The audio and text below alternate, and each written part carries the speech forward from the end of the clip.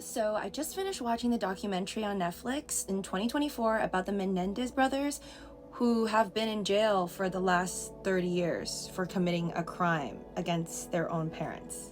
This is from Netflix. Nearly 30 years after being convicted of killing their wealthy parents, Lyle and Eric Menendez candidly discussed the case in this compelling documentary. I just watched it the whole way through. Took me about 2 days and 2 days of thinking. First off, disgusting. How? Oh my God, why would you do that? Because I couldn't fathom, I just could not fathom like why anybody would do such a thing unless it's like a life-threatening situation where it's like literally if your parents are trying to kill you, then you're doing it in self-defense, which this was not. If you do end up watching this though, by the way, I'm going to talk about just how I feel about this whole entire case and my turning points, but I would love to know if you did watch this, what your initial thought was, maybe afterwards how you felt, and what you think about the final verdict that was over 30 years ago, and just yeah, in general, how you feel about this entire situation, because I feel like I love watching like true crime and podcasts and just documentaries and stuff, even if it does include really vile and disgusting things that human beings conduct. But this one, and cases like this, it does make me feel like I lost a little hope in society. I mean, it happens whenever I read something terrible in the news.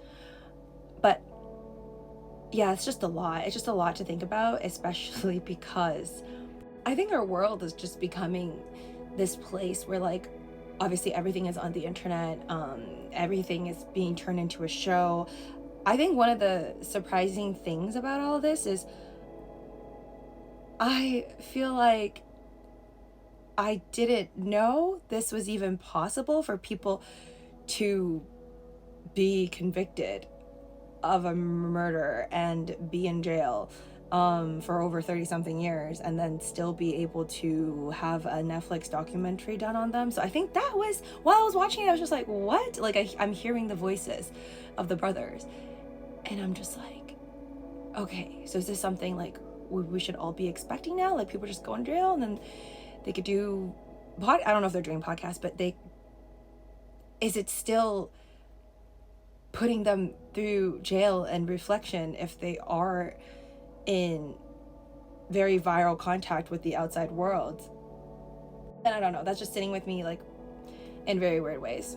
Like, no, I don't think that you should be cut off from the world, especially if you are not guilty. Like if this is just something where you were clearly framed, like there's like an argumentative part to it, but this is like they were convicted, like they even admitted to it. So it's like, what are we still doing here?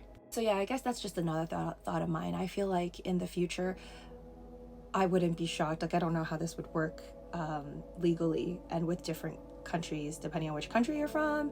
But I wouldn't be shocked if later on, you know how there's reality TV shows of everything, that there's just gonna be a reality TV show of, you know, people in jail.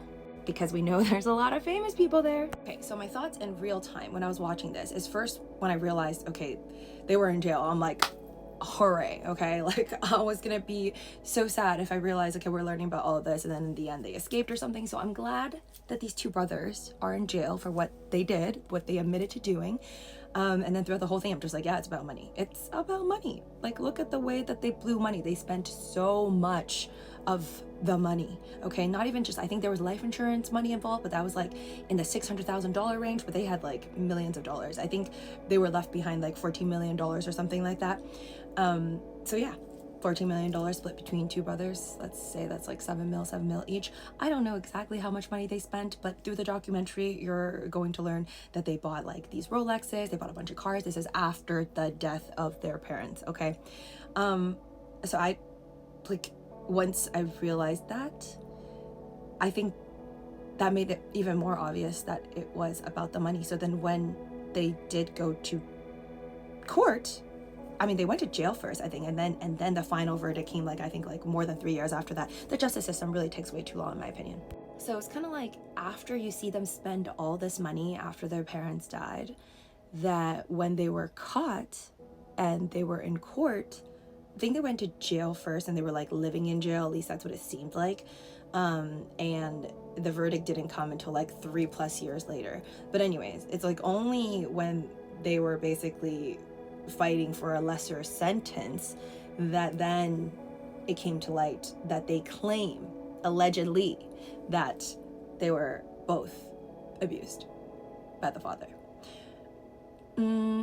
I didn't believe it, like pretty much right away when I was watching it. I'm like, I don't buy it one bit. It just seemed too coincidental, considering they lied about killing their own parents, and then they went off spending so much money that it wasn't gonna click for me. But I will say this: when that scene was played in the documentary film and they showed them in court, which, by the way, crazy that was all like filmed, but thank God, when the older brother Lyle, he was on the stand and he was speaking and he was talking about how it had first happened, how the father had abused him the first time, and then afterwards he did that to his own brother, the younger brother, Eric. In that moment, it just felt like it was so real that I feel like I even believed them. So like even right now in this moment, I still don't know what is true and what isn't. Like my original instinct was, okay, they did it for money, but then after seeing them cry like that, I just felt like they weren't that good of actors, but maybe they could be. Either way, when I watched it, I felt like it could be real.